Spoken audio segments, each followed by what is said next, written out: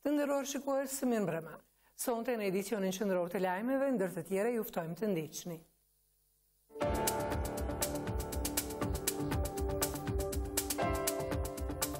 Takimi i Television Veseli përfundon me pajtim të plot. Kosova do të qëndrojë obligimeve të veta ndërkombëtare për gjykatën speciale. Më në fund përgjigjet prokuroria, jep detaje shtesë për akuzat që i bëri para 2 dite i dënuari Shkumbin Mehmeti për vrasjet e pasluftës. Albin Kurti, kandidati vetëm i lëvizjes vetëvendosje për kryetar, shpalos platformën e tij, mungojnë të dorëhequrit. Shteti indiferent ndaj kërkesave të fëmijëve me nevoja të veçanta, nuk ka mësimdhënës të kualifikuar për nxënësit me autizëm.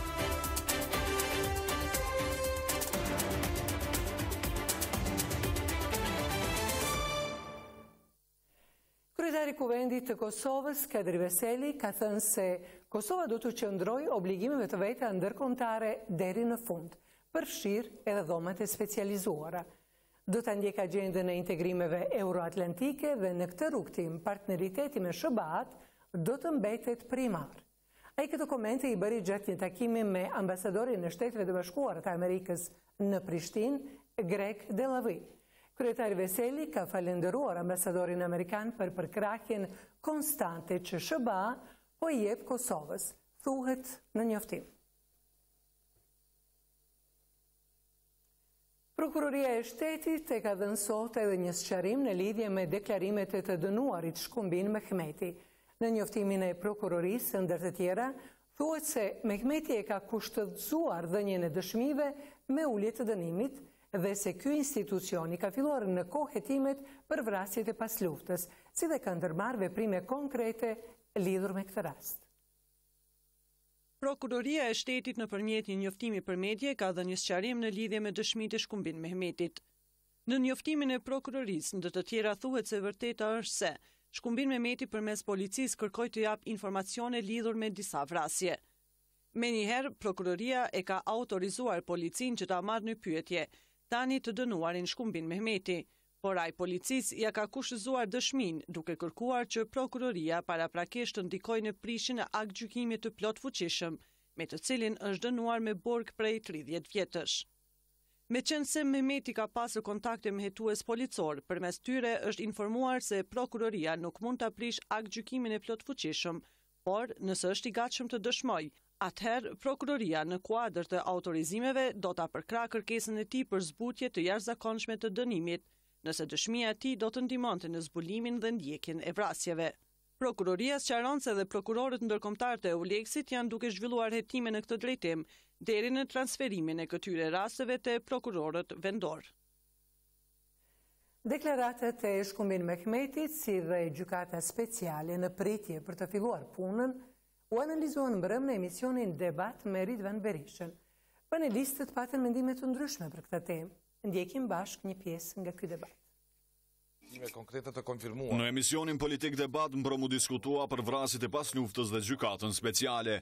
Nga panelistët u analizua dhe dalja publike të burgosurit Shkumbin Mehmeti.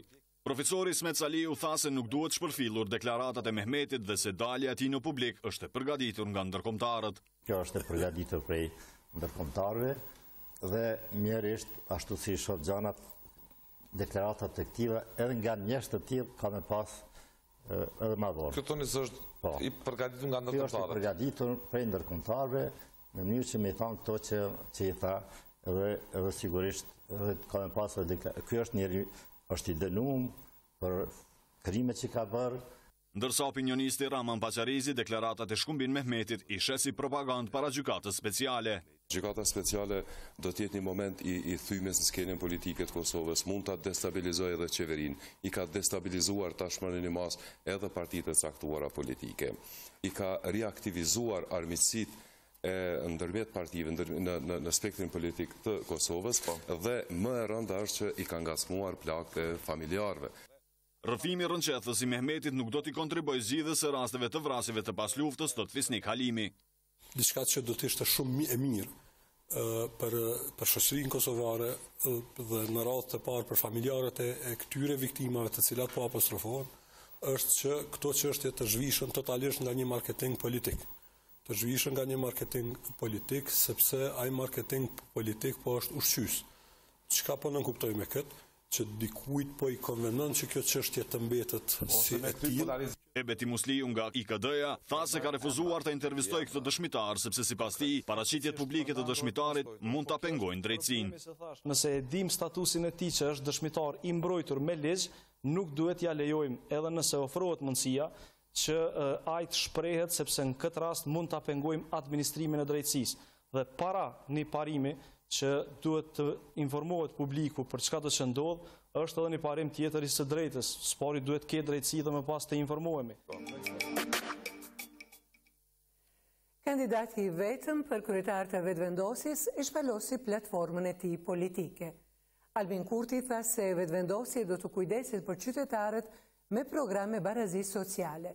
Kurti foli për gjithçka që e karakterizon lëvizjen. E në këtë tubim nuk ishin ata që dhanë dorëheqje nga vetëvendosja, ish kryetari Visa Rymeri, si dhe 2 kryetarët e komunave Shpend Ahmeti e Qëndron Kastrati. Nuk ka hequr dorë nga Bashkimi Kombëtar, por ka premtuar zgjerim, dinamik dhe dije për vetëvendosjen. Albin Kurti, kandidati i vetëm për kryetar të kësaj partie, në shpalosje të platformës së tij politike, tha se do të punoj për një vetëvendosje të fortë me program doktrinor për barazi, solidaritet sipas modeleve të social-demokracisë ndërkombëtare. Pozicioni subjektiv i lëvizjes vetëvendosje është për Republikë dhe për bashkim me Shqipërinë, si e drejtë qytetarëve njerëzore në frymën e bashkimit të kontinentit tonë evropian, si nevojë ekonomike, e sigurisë dhe kulturës të gjitha shtresave të shoqërisë sonë. Serioziteti ynë është vendimtar për t'i bindur partnerët ndërkombëtar që të jenë bashkëpunues me neve në këtë projekt. Në prezantimin e programit nuk morën pjesë thuajse gjysma e deputetëve të partisë, të cilët kanë dhënë dorëheqje nga të gjitha funksionet e lëvizjes, e që kundërshtuan kandidimin e Kurtit për kryetar. Me gjithë kundërshtimet, Kurti po e vazhdon garën për kryetar. Tha se i vjen keq që nuk ka kundërkandidat. Nuk foli për përçarjet në parti, e nga të larguarit përmendi vetëm ish-kryetarin Visar Imiri. Unë gjithmonë e kam çmuar dhe e çmoj mendimin e Visarit si në rrafshin politik e ideologjik, po ashtu edhe në atë institucional e praktik. Do të konsultohem me të për interesin e përgjithshëm të lëvizjes dhe të mirën për të gjersa ecim së bashku.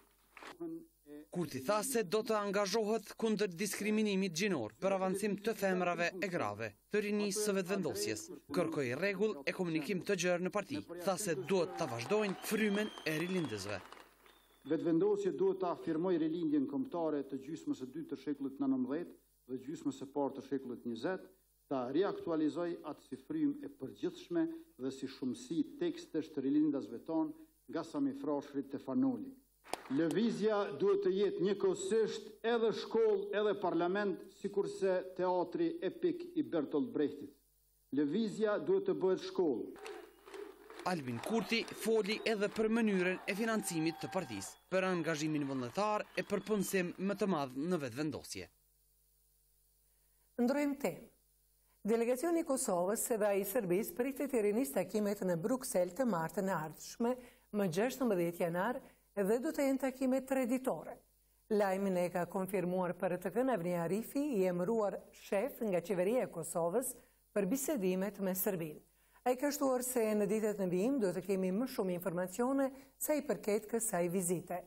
Arifi ka treguar se bisedimet do të udhëheqë presidenti i Kosovës Hashim Thaçi, ndërsa qeveria do të merret me zbatimin e marrëveshjeve të arritura.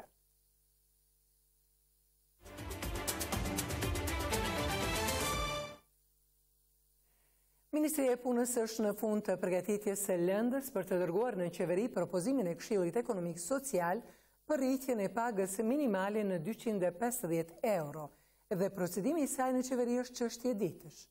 Kështu ka thënë Ministri i Punës Skënder Reqica në një intervistë për emisionin Economics. Ministri Reqica beson se qeveria do ta miratoj propozimin derisa ka shtuar se rritja e pagës minimale nuk ndikon në skemat pensionale dhe sociale. Intervistën e plotë mund të ndihni në kuadër të emisionit Economics, që do të transmetohet sonte në orën 20:20 në RTK3. E mira ka qenë që gjithë anëtarët, gjithë partnerët socio-ekonomik kanë qenë të një zërit dhe propozim i komisionit është votuar në mënyrë unanime. Tashmë ne jemi në fund të përgatitjes së landës komplete e cila do të përcillet për qeveri, po besoj që do të jetë çështje ditësh kur ne si ministri, unë si ministër do ta procedoj për qeveri. A pretin që ta merr atë qeveria këtë propozim? Të drejtën, ne si Këshill Ekonomik Social, që na obligon edhe ligji, kemi kryer një obligim ligjor, kemi bërë propozimin apo më mirë thonë rekomandimin për pagën minimale. Në bazë të ligjit të punës, qeveria obligohet që çdo vit të propozojë pagën minimale. Dhe unë besoj fuqishëm që paga minimale do të kalojë në qeveri, sepse është një pagë e cila është analizuar. Ka pasur raportime se rritja e pagës minimale do të ndikojë në skemat pensionale. Ato ndikoj apo jo? Para se dalëm me propozim në Këshillin Ekonomik Social, unë i kam kërkuar një opinion zyrtare ligjore se a do të afekton në skemat pensionale dhe sociale ndryshimi i pagës minimale. Dhe nga opinioni ligjor, që unë kam marrë nga zyra ligjore e Ministrisë Punës dhe Mërqenjes Sociale rezulton se ndryshimi i pagës minimale, po më thonë rritja e pagës minimale nuk prek skemat pensionale dhe sociale. Duke parë se jeta me papunësi nuk shtyhej më, familja Bytyçi nga Turjaka e Malishevës hapi ferm pulash që përdoren vetëm për mish. Interesimit të tyre për vetë punësim, shteti u përgjigj me grant 100.000 eurosh dhe tani jo vetëm anëtarët e kësaj familje janë të punësuar, por ata kanë krijuar vende pune edhe për disa të tjerë. Në fshatin Turjak të Malishevës, larg shtëpive të banimit, është ngritur kjo fermë e pulave, një biznes familjar i fokusuar vetëm në prodhimin e mishit. Njerëzit vinë me një kvalitet shumë të mirë dhe i zgjedhën domethënë cilësor. Ushqimin e marrëm prej më të mirë, domethënë dhe me një kvalitet shumë të lartë dhe me çmim ndoshta na kushton një kusht është më lart, mirë, por për me dal produkti zogi me kon bio dhe thjesht me plotësu tregun edhe kërkesat e qytetarëve të Kosovës. Ideja për të ngritur këtë fermë kësaj familje i erdhi si pasojë e papunësisë së anëtarëve të saj. Megjithatë tani janë të kënaqur me atë që kanë arritur, pasi iniciativës së tyre shteti ju përgjigj edhe me një grant 100.000 eurosh. Konsumatorët janë vetë banorët e Malishevës, kurse tregtarët janë të kënaqur me cilësinë e mishit të pulës të prodhuar në Turjak të Malishevës. Na i na të furnizuar domosdoshmë me 30 artikujve deri më tani, ka recept, mushkëri edhe pul. Gjatë fesës fund vitit, më ditëri kena kohë me pula të freskëta. Inspektorët e komunës vazhdimisht monitorojnë kushtet e rritjes dhe therrjes së pulave. Kemi bërë kontrollën e saj dhe jemi të kënaqur me shërbimin cilin e kryen si kompani.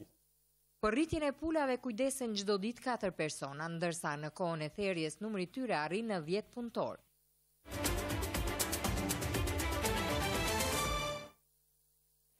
Mungesa e stafit profesional për trajtimin e fëmijëve me autizëm dhe mungesa e mbështetjes institucionale, përkatësisht qasja e barabartë në arsim, mbetet shqetësim për prindërit e këtyre fëmijëve, por edhe për organizatat që merren me këtë çështje.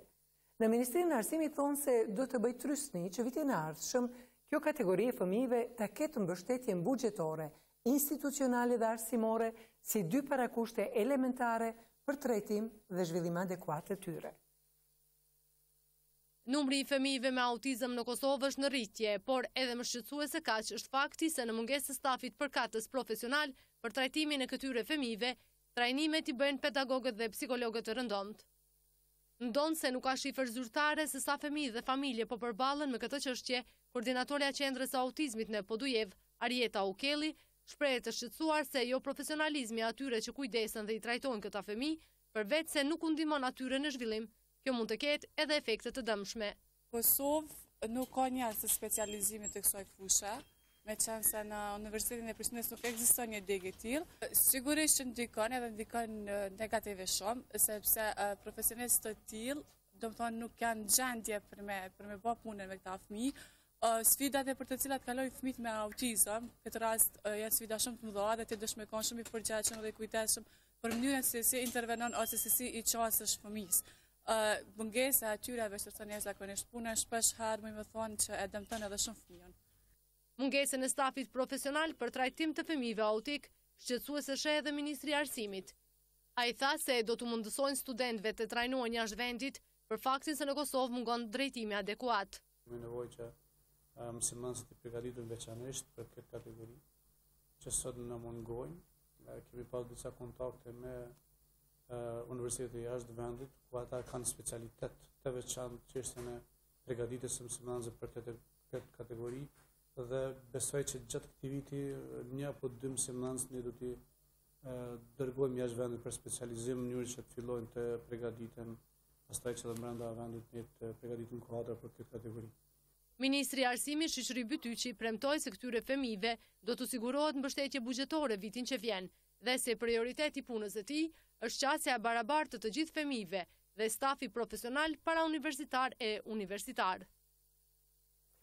Mbesim edhe më tutje në këtë temë.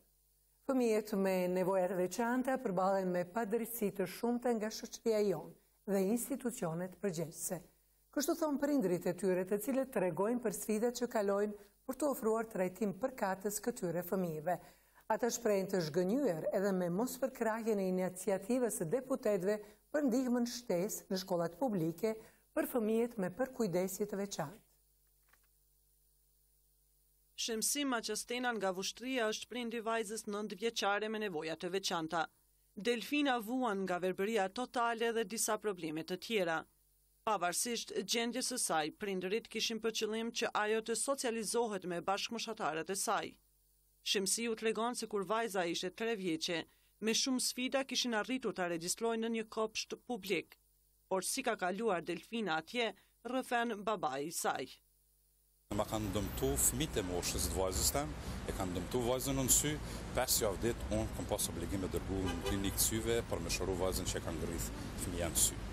Problemin tjetër që ka pas Delfina gjatë kohës sa ka qëndru në kopsht, fëmijët tjerë ja kanë dëmtu kamen, e ka pas kamen në gips 4 muaj ditë që ja ka vendosur ortopedi në QKUK kamen në gips. Problemi tjetër edhe mërzia më e madhe cila ka qenë thujase baraz me informatën që ke marrë në Turqi që kemi një fëmijë të verbër, ka qenë kur kam pas një program festën e pavarësisë të komunës të Republikës Kosovës, ka shku bashkëshortja dhe ka gjetë vajzën tem në klasë mas dere e shtrit me një sungjer.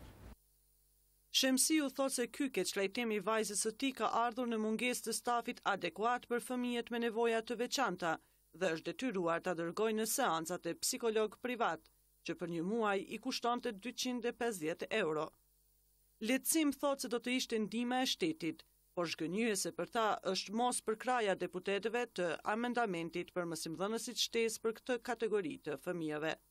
Nëse analizon një udhëtim të një deputeti, pavarësisht për cilës komunë vjen, cilat janë ato shpenzime, edhe një pagë për një mësues mbështetës, ose një pedagog, ose një psikolog, për mua është e paarsyeshme. E zhgënjur me këtë refuzim është edhe iniciuesja e amendamentit Arberije Nagavci. Unë kisha propozu që të punësohem për këtë vit 150 persona, për të në psikolog-pedagog dhe 50 asistent të fëmijëve me nevoja të veçanta. Edhe mbas të pagave aktuale që i kanë, ka qenë dikun rreth 730.000 euro për një vit shkollor. Nagavci thot se problem mbetet mos ndarja e saktë e përgjegjësive të institucioneve qendrore dhe lokale. Ndryshe, në fund të muajit të kaluar në Kuvendin e Kosovës, u soll në votim amendamenti që parashqitet mësimdhënës shtesë në shkollat publike për fëmijët me nevoja të veçanta. Mirë po, kjo iniciativë nuk kaloi pasi që pro ti votuan vetëm 42 deputet. Edhe pse me nevoja të veçanta, rinori nga Gjilani nuk ndalet se punuari. Ai me mbështetjen e madhe të familjes ka gjetur mënyrën për të integruar në shoqëri. Rinori tashmë ka edhe një biznes të cilin e menaxhon. Përveç pikturimit, ai merret me modelizëm dhe kryen punë vullnetare.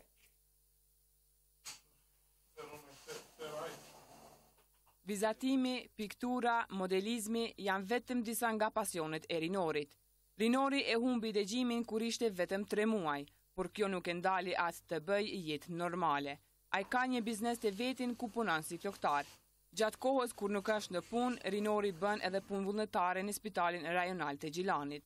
Motivin e gjen domethënë për një jetë më të mirë me pasën, motivin e gjen rinin duke pa që shkojnë në rrugëve, ky e bën punën këtu me përkushtim të madh, i përkushtohet punës të maksimum dhe ka klientelë që i besojnë punën e tij. Aty ka motivin më të madh. Për krajen më të madhe për integrimin e shoqëri, Rinori e pati nga familja. e kjo përkraje po I kthehet në ndihmë nga ai për familjen. Rinori po do më të pru ato që kemi bu na për tonë. Ai tash për tash është një ndër që as vetë s'pu muj ta shprej qatë që është të na përkra, të na ndihmu me të tërat, me financim, me krejt, kryin tash Rinori. Pamundësia për të dëgjuar ka bërë që Rinori të këtë vështirësi edhe në të folur, mirë po komunikimi me të është shumë I lehtë, thon shokët e tij. Me Nonin komunikojnë shumë lehtë, sepse ky e bën shumë I leximin e buzëve dhe me anë telefonit. Rinori është djalë I dhënë e plot motiv, që refuzon t'i nënshtrohet mangësive të tij për të qenë I suksesshëm në jetë. Studentët e Universitetit Haxhizeka në Pej po kërkojnë burse për shembullorët. Kërkesat e tyre I mbështeti edhe rektori I këtij universiteti, Fadil Millaku. Pas 4 viteve revoltë të brendshme, sot kemi vendosur të ngrisim zërin dhe të kërkojmë bursa për studentë të dalluar të universitetit tonë. Kështu janë shprehur studentët e Universitetit Haxhizeka në Pej gjatë protestës organizuar para rektoratit. Duam të drejtën tonë të mohuar tani 4 vite, sepse ne ndihemi të fyer, të nënçmuar dhe mbi të gjitha të thyer nga qeveritë një pas njëshme të Republikës së Kosovës. Po duam të tashëm të Universiteti Haxhizeka të përkrahet nga institucionet, nga ministria, nga kryeministri, që ta ketë parasysh sepse Universiteti Haxhizeka është krenaria e Pejës. Kërkesat e studentëve I kanë mbështetur edhe rektori I Universitetit Fadil Millaku. Vërtet meritojnë bursë, edhe ata studentë të gjithë që mirë duhet shpërblehen me bursë. Ne prapë do t'i bëjmë një kërkesë edhe kryeministrit edhe ministrit arsimit që të na ndihmojë në ndarjen e bursave dhe shpresoj që kërkesat e studentëve do të realizohen. Ndryshe, studentët kanë paralajmëruar edhe radikalizim të protestës nëse kërkesat e tyre nuk merren parasysh.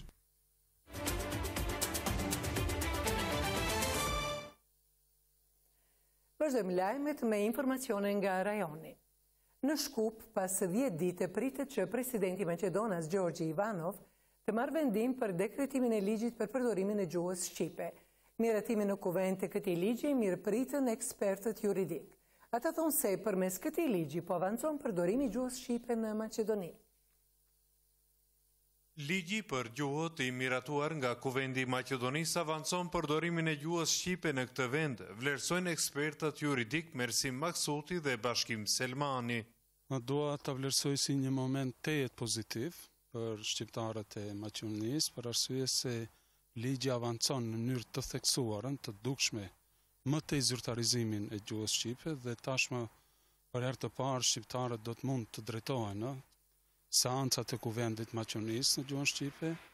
Gjithashtu ligji parashet që edhe në qeveri për herë të parë do të flitet gjuha shqipe në qeverinë e Maqedonisë. Aspekti I parë është për të përshëndetur, ndërsa në aspektin e dytë, nëse analizohet praktikshmëria, do të shohim se I tërë ligji është në ligjin e gjuhëve të konventave ndërkombëtare të minoriteteve. Pra, për do një krahasim më për të kuptuar për opinionin, do të thotë që sa janë dhe sa vlen ligji I gjuhëve në Republikën e Kosovës gjuha serbe, faktikisht as 20% nuk është e barabartë në nivel nacional. Pra duhet të them që është gjuhë e minoriteteve. Pas miratimit në kuvent të ligjit për përdorimin e gjuhëve, tani është duke rrjedhur afati 10 ditor për dekretimin e tij nga ana e presidentit Maqedonas Gjorgji Ivanov. Ndërkaq që në malin e Zi ka filluar edhe zyrtarisht fushata parazgjedhore për zgjedhjet lokale të 4 shkurtit. Në komunën e Ulqinit do të garojnë 10 subjekte politike, 3 nga to shqiptare. E mungesa e unitetit politik shqiptar do të ndikojë që zëri I tyre të mos dëgjohet mjaftueshëm, thonë njohësit e rrethanave politike në Ulqin. Në Ulqin ka përfunduar afati dorëzimit të listave zgjedhore për zgjedhjet lokale që do të mbahen me 4 shkurt. Në Komisionin Komunal Zgjedhor janë dorëzuar 10 lista zgjedhore, ku 3 prej tyre I takojnë faktorit politik shqiptar, Forcës së Re Demokratike, Unioni Demokratik të Shqiptarëve dhe Koalicioni Zgjohu Ulqin, Partia Demokratike, Lidhje Demokratike në Maltëzi dhe Lëvizja Perspektiva. Kemi pranuar 10 kandidime politike, të cilat janë 8 subjekte në vete dhe 2 koalicione që cila shkojnë bashkë në koalicione. Mungesa unitetit politik shqiptar në Maltësi do të ndikojë që zëri shqiptarëve të mos dëgjohet dhënjosit politik në Ulqin. Ato kanë startuar në 3 kolona, që do të thotë se përsëri do të kemi një përçarje, por sa do të jetë kjo përçarje e madhe do të mvaret prej elektoratit. Jam optimist dhe pres nga shqiptarët, nga votuesit shqiptarët që kësaj radhe votën shqiptarët do japin partive shqiptare. Qytetarët me të drejtë votën në këtë zgjedhje mund të votojnë në 37 vend votime për të zgjedhur këshilltarët e kuvendit komunal, ku numëron 33 ulëse. Fushata zgjedhore tashmë zyrtarisht ka filluar dhe subjektet politike po i shpalosin programet para elektoratit të tyre. Zgjedhjet lokale nuk kanë përfunduar as në Preshevë. Atje Komisioni Komunal Zgjedhor ka marrë vendim që në 5 vend votime të përsëriten zgjedhjet. Komisioni Komunal Zgjedhor në Preshevë, pas vendimit të gjykatës administrative në Beograd, ka shpallur edhe një herë rezultatet preliminare, ndërkohë që partitë politike kanë paraqitur sërish ankesat e tyre. Të gjitha partitë, nga 8 subjektet politike që marrin pjesë në zgjedhjet e 24 dhjetorit, kanë bërë kundërshtime në rezultatet e Komisionit Komunal. Prandaj, për momentin kemi edhe 2 ankesa, të cilat i drejtohen gjykatës administrative nëpërmes postës. Sipas miftarit, KKZ sërish ka konfirmuar se në vendvotimet numër 2, 4, 5, 7 dhe 8 ka pas shkeljet ligjore dhe se zgjedhjet duhet të përsëriten. Në vendvotimin numër 2 nuk kanë proceduar vërtetimet të jashtë vendvotimit. Në vendvotimet 4 dhe 8 janë evidentuar më shumë vota se që ka pas zgjedhës, ndërsa në vendvotimin numër 5 është ndërprer procesi zgjedhor 6 orë para përfundimit të zgjedhjeve, kurse në vendvotimin numër 7 ka munguar fleta kontrolluese në KKZ. Nëse gjykata administrative merr vendim ndryshe nga KKZ, atëherë rezultatet mbeten ato preliminare. Në Tiranë, ju dha lëmtumira e fundit valltarit të mirënjohur të ansamblit kombëtar të këngëve dhe vallëve popullore Recep Çeliku, i cili vdiq një ditë më parë në moshën 64 vjeçare. Solisti dhe koreografi Recep Çeliku vlerësohet si figurë simbol i vallës shqiptare dhe si frymëzues për brezin e ri të valltarëve në të gjitha trojet shqiptare. Trupi i pajeti mjeshtrit të madh të vallës shqiptare Recep Çeliku ishte ekspozuar në mjediset e Muzeut Historik Kombëtar. Pran arkivolit me trupin e pajet të valltarit, fluturuesi shqiponj, bën omazhe dhe vendosen kurora lulesh kolegët e tij të ansamblit kombëtar të këngëve dhe vallëve popullore, artist nga të gjitha trevat shqiptare, miq, politikan dhe qindra adhurues të Recep Çelikut. Momenti shumë hidhërus është sot për neve dhe për gjithë kombin shqiptar. Iki legjenda e interpretimit të vallëve në bashkë shqiptare.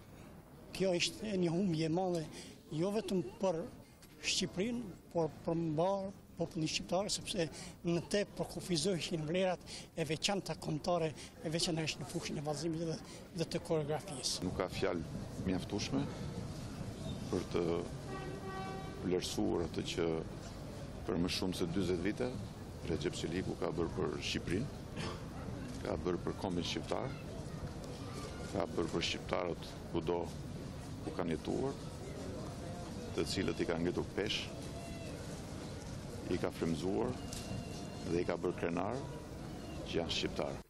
Njeriu që vallëzoi me shqipet, Recep Çeliku, do të frymëzoj edhe shumë talentet e brezit të ri për të mbajtur gjallë dhe çuar sa më lart vallën e bukur shqipe të gjitha trojeve shqiptare.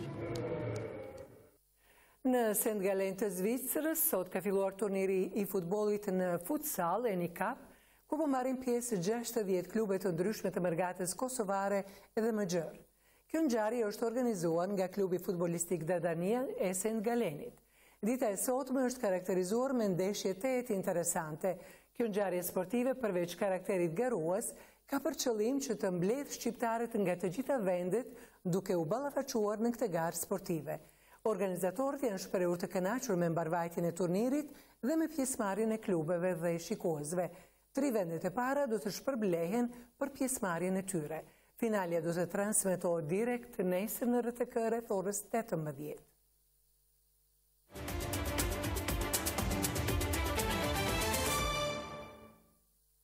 Zgjedhjet presidenciale çeke do të shkojnë në balotazh. Edhe pse presidenti në detyrë Miloš Zeman kryesoi rrethin e parë, por nuk siguroi mjaft vota për të fituar të drejtën e rizgjedhjes. Me pothuajse të gjitha votat e numëruara, presidenti çek në detyrë Miloš Zeman kryeson me 39%, i përcjell nga rivali i tij Iri Drahosh me 26.3%, ndërsa pjesëmarrja në votim ishte 61%.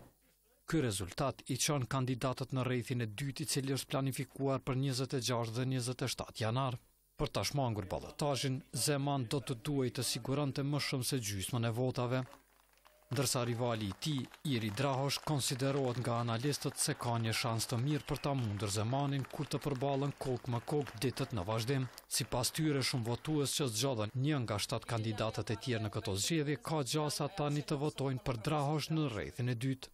Mohu z radosti konstatować. Zeman, 73 vjeç, po kërkon një mandat të dytë 5 vjeçar, por ai ka nxitur polemika me pikpamjet e tij të qarta pro-ruse dhe politikat anti-emigracion. Ai është bërë një nga kundërshtarët më të përfolur të BE-s për shkak të kundërshtimit të sanksioneve kundër Rusisë dhe gjithashtu ka bërë përparim në përmirësimin e marrëdhënieve me Kinën.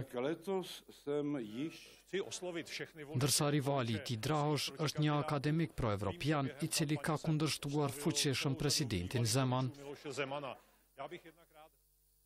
Të nderuar shikues, këto ishin informacionet e përgatitura për këtë edicion lajmesh. Ne ju falenderojmë për vëmendjen tuaj. Mirëmbëjtje.